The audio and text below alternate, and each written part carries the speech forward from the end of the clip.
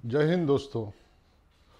आज मैं एक ऐसा कंपैरिजन करने वाला हूँ दो स्टेट्स के बारे में जिनको सेम कानून थे पहले, और आज उनके पास ऑलमोस्ट एक के पास तो सेम कानून है और एक ने अपना कानून बनाया अलग से।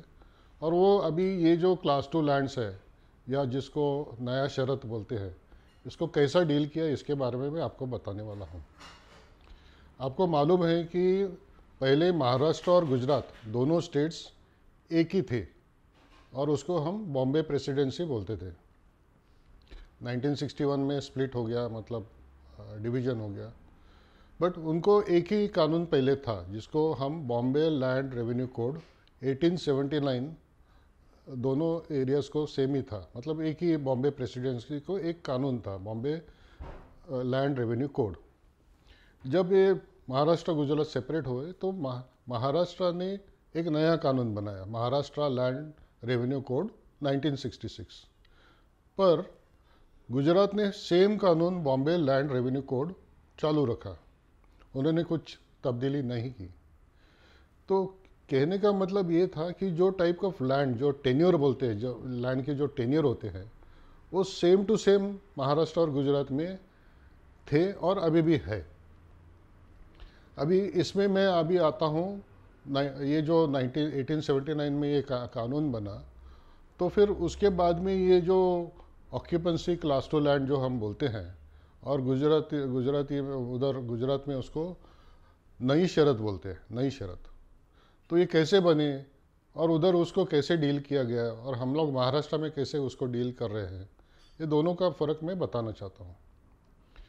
1902 टू 1904 में ये बॉम्बे प्रेसिडेंसी में बहुत बड़ा सुकाल, मतलब फैमिन आया, और गवर्नमेंट का मेन सोर्स क्या था? लैंड रेवेन्यू, एग्रीकल्चरल टैक्स, मतलब जो भी एग्रीकल्चर करता है लैंड पे उस पर टैक्स लगाना। आज जो नॉन एग्रीकल्चरल टैक्स हम लोग बोलते हैं महाराष्ट्र में, उसको अपोज कर रहे हैं। वैसे पहले तो गवर्नमेंट का main source of land revenue वो तो था, एग्रीकल्चर पे बेसिस पे था। तो 1902 टू 1904 में जब ये बड़ा सुकाल फैमिन आ गया, तो फार्मर्स के पास पैसे देने को थे नहीं। ये एग्रीकल्चरल टैक्स जो लैंड रेवेन्यू था, गवर्नमेंट को देने को था नहीं। तो बॉम्बे लैंड रेवेन्यू कोड, मतलब वो कानून में ऐसा एक प्रोविज़न है जो आज भी है दोनों महाराष्ट्र और गुजरात में, कि अगर आप लैंड रेवेन्यू नहीं देते हैं तो गवर्नमेंट वो ज़मीन जब्त कर सकती है, वो उनको वापस ले सकती है, क्योंकि ultimately the owner of the land is the government. तो फार्मर्स जो थे वो डिस्ट्रेस में थे और वो टैक्स जो था वो दे नहीं सका, जो लैंड रेवेन्यू गवर्नमेंट को आना चाहिए था नहीं दे सका। तो गवर्नमेंट को ये अपना कानून यूज़ करना पड़ा, लैंड उसको जब्त करना चालू किया। अभी जब्त करने के बाद में गवर्नमेंट उसको लैंड को, वही लैंड वही फार्मर को लीज में दे देते हैं। अभी ये लीज रेंटल पहले का जो टैक्स था उससे बहुत ज़्यादा था, तो फिर जो टैक्स नहीं भर सकता था वो लीज रेंटल कैसे भर सकेगा? तो फार्मर्स क्या करते थे, ये लैंड बेच देते थे, मतलब लीज में, वो फ्री होल्ड लीज थी, तो उसको फार्मर्स बेच देते थे।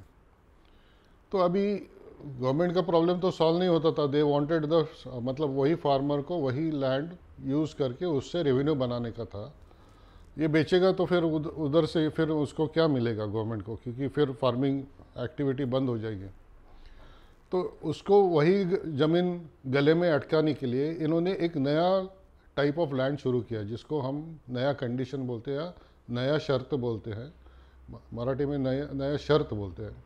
तो वो लैंड वापस उसको देते थे और उसको, वो लैंड को कंडीशन ये डालते थे कि ये लैंड आप हमारे परमिशन से नहीं बेच सकते हैं। ऑक्यूपेंसी क्लास, और इंग्लिश में उसको ऑक्यूपेंसी क्लास टू लैंड बोलते हैं। तो कंडीशन क्या थी कि ये लैंड आपको वापस दिया है और आपको अभी बेच नहीं सकते करके। तो ये जो ज़मीनें वापस जो चालू हुई, जिसको वही फार्मर की एक्चुअली फ्री होल्ड लैंड थी, उसको वापस देते थे और कंडीशन डालते थे कि अभी आप हमारे परमिशन से लैंड ये बेच नहीं सकते थे। तो ये कितना जालिम ऐसा ये रूल बनाया, और इसको जो भी लैंड्स ये टाइप के होते थे, इसको ऑक्यूपेंसी क्लास 2 लैंड, नया शर्त, ऐसे तीन चार वर्ड, या बाद में महाराष्ट्र में उसको कब्जे हक वर्ग 2 या वर्ग 2 के ज़मीन, ऐसे बात अलग अलग टर्मिनोलॉजी आ गए उसमें। ठीक है, तो अभी तो वो तो है, मतलब जब एक्चुअली ब्रिटिश गवर्नमेंट ने वो टाइम में वो कर माफ़ करना चाहिए था, क्योंकि फार्मर्स नहीं देते थे, तो वो उनको, बट उनको तो इनकम करना था, उनको किधर पड़ी थी अपने इंडियंस के बारे में। वो तो जालिम थे, उन लोग ने वो ज़मींदारी सिस्टम थी, उनको इनकम चाहिए था, कैसे भी करके करना था, तो उन्होंने वो टाइप का सिस्टम बनाया। सवाल ये होता है कि हम लोग अपना फ्रीडम मूवमेंट के बाद में ये लैंड को कैसे उसको डील किया। तो 1961 में हमारा जो महाराष्ट्र और गुजरात का स्प्लिट हो गया। गुजरात के पास भी सेम ऑक्यूपेंसी क्लास 2 लैंड, नई शरत की ज़मीन थी, और महाराष्ट्र के पास सेम ऑक्यूपेंसी क्लास 2 लैंड, नई शरत की ज़मीन थी। फिर 1966 में नए नए अबोलिशन एक्ट्स आए, वतनदारी, कुलकर्णी लैंड्स अबोलिश किए। अभी अबोलिश किए तो कौन सा टेन्योर दिया वो लैंड्स को? ऑक्यूपेंसी क्लास 2 लैंड, मतलब नई शरत की ज़मीन में उसको डाल दिया। मतलब एक ज़मींदार गया और गवर्नमेंट ज़मींदार बन गया। तो इसी तरह से ये सिलसिला महाराष्ट्र में चालू हो गया। अभी देखेंगे 2010 में गुजरात गवर्नमेंट ने फ्री होल्ड के लिए जो नई शर्त है, उसको जूनी शर्त, मतलब जो फ्री होल्ड बोलते हैं उधर नई शर्त मतलब क्लास 2 लैंड, और जूनी शर्त मतलब क्लास 1 लैंड, तो उसके लिए नॉर्म्स वगैरह निकाले। अच्छा, उसमें भी प्रॉब्लम्स आ गए हर टाइम। तो 4-5 साल पहले उनके रेवेन्यू सेक्रेटरी ने प्रेस में बताया कि अभी तो पूरा का पूरा कंप्यूटराइज सिस्टम है, आप ऑनलाइन जाइए, एफिडेविट करिए, उसका लैंड का चेकिंग हो जाएगा, फिर एक 4-5 दिन में उसमें आपको एक इंटीमेशन आ जाएगा कि इतना इतना टैक्स भरो, फिर वो उसका चालान करके वापस आप उसको ऑनलाइन भर दो, और फिर आपको सर्टिफिकेट या ये अपना सनद मिल जाएगा।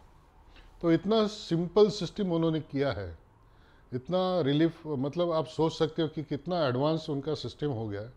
और हमारे इधर क्या सिस्टम चालू है अभी भी। 2000 हम लोग 7-8 साल पीछे पड़ के अलग जगह के लिए अलग अलग रूल्स बनाए। जो ज़मीन इनको दी थी रेफ्यूजीज़ को फ्री में दी थी, उसको फ्री में फ्री होल्ड करने को, मतलब जूनी शर्त में करने को अलाउ किया। फिर कुछ एरियाज़ में जो था अपना सूर्योदय वगैरह, अंबरनाथ एरिया में सूर्योदय, उनके लिए एक अलग रूल बनाया। फिर अपना नाजुल और इसको ज़मीन है उसमें 5% में कन्वर्ट करने के लिए रूल बनाया। मुंबई महाराष्ट्र उसके लिए 60% और 75% का रूल लगाया। अच्छा, ये कन्वर्जन में दिक्कतें इतनी आती है, इतने डिफ़िकल्टीज़ रहती हैं, इनके वायलेशन, पर्टिकुलरली मेंबरशिप ट्रांसफ़र का वायलेशन। आज एक बिल्डिंग गिरी है, और वो बिल्डिंग गिरने के बाद में ये उसको अगर रीडेवलपमेंट करना है, पर्टिकुलरली नायक नगर की मैं बात कर रहा हूँ, तो उनको इतने अड़चनी आ रहे हैं कि तुम मेंबरशिप वायलेशन किए है तो तुमको नहीं हम करने को देंगे, ऐसा वो रूल्स के हिसाब से उनका बनता है। तो ये सब जो चीज़ें हैं, तो डिफ़िकल्टीज सब है। और मेंबरशिप वायलेशन की वजह से फ्री होल्ड नहीं बन सकता है, फ्री होल्ड नहीं बन सकता है तो रीडेवलपमेंट नहीं बन सकता है।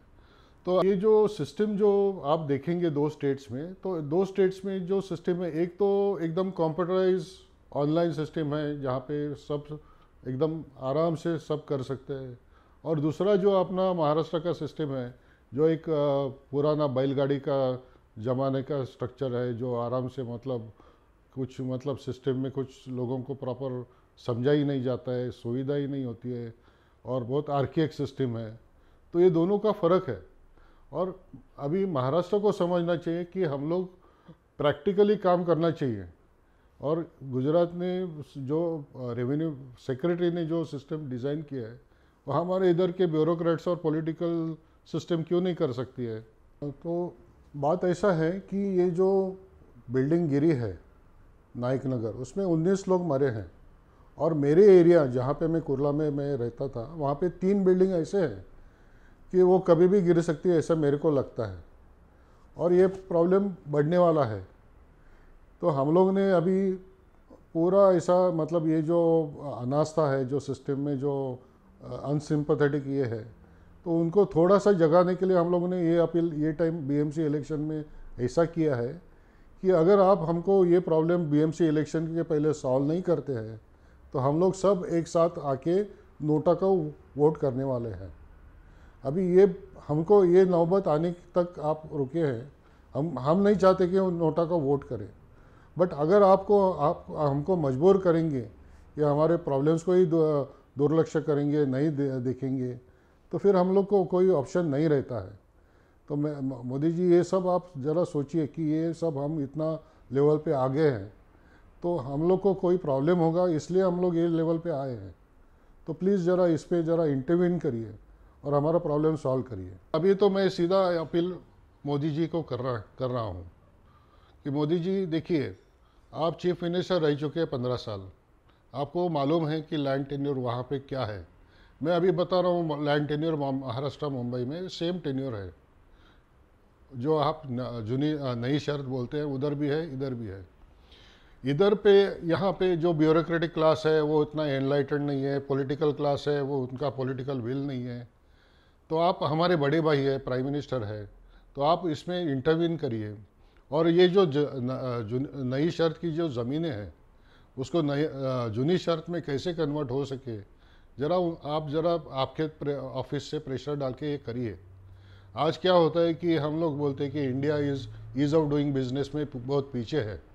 तो ये सब जो चीज़ें हैं जो महाराष्ट्र में ऐसे चल रही है, तो वो सब ख़त्म होनी चाहिए और ईज़ ऑफ डूइंग बिजनेस में आना चाहिए। ये सब प्रॉब्लम जो बढ़ा के रखे हैं वो कैसे ख़त्म करें। जो लेगेसी सिस्टम्स है जिसकी वजह से लोगों का तकलीफ़ बढ़ रही है, बिल्डिंग गिर रहे हैं, लोग मर रहे हैं, और भी एक्सीडेंट्स होने वाले हैं अभी। तो उसका मैं अभी से आगाह कर रहा हूँ। तो मेरा रिक्वेस्ट है मोदी जी, अगर मेरा अपील आपके पास पहुँचता है तो ये आप कुछ ना कुछ इस पर इंटरवीन करके, क्योंकि ये मसाइल दोनों सेम है और ये मसाइल आप समझ सकते हैं कि क्या है करके। दोनों स्टेट्स में सेम प्रॉब्लम है, दोनों स्टेट्स में हैंडल करने का इश्यूज़ अलग अलग है। तो आप अगर इंटरवीन करके ये प्रॉब्लम सॉल्व करेंगे तो बहुत अच्छा रहेगा। आपको मध्य प्रदेश में 1% में फ्री होल्ड कर सकते हैं रेसिडेंशियल लैंड्स में। आपका दिल्ली में ही वेंकैया नायडू साहब जब मिनिस्टर थे तो बहुत ही रिजनेबल टर्म्स पे नाजोल लैंड्स को कन्वर्जन में उन्होंने रूल्स निकाला। और सभी स्टेट्स में, उड़ीसा, वेस्ट बंगाल, बिहार, सब जगह में रूल्स अच्छे निकले हैं और सब जगह ये पुरानी जो ज़मींदारी सिस्टम है वो सब बंद कर रहे हैं। तो मेरा अपील आपको है, अगर ये अपील आपके पास पहुंचता है, कि प्लीज़ इसमें इंटरवीन करके कुछ ना कुछ प्रॉब्लम ये ख़त्म करिए। जय हिंद, धन्यवाद।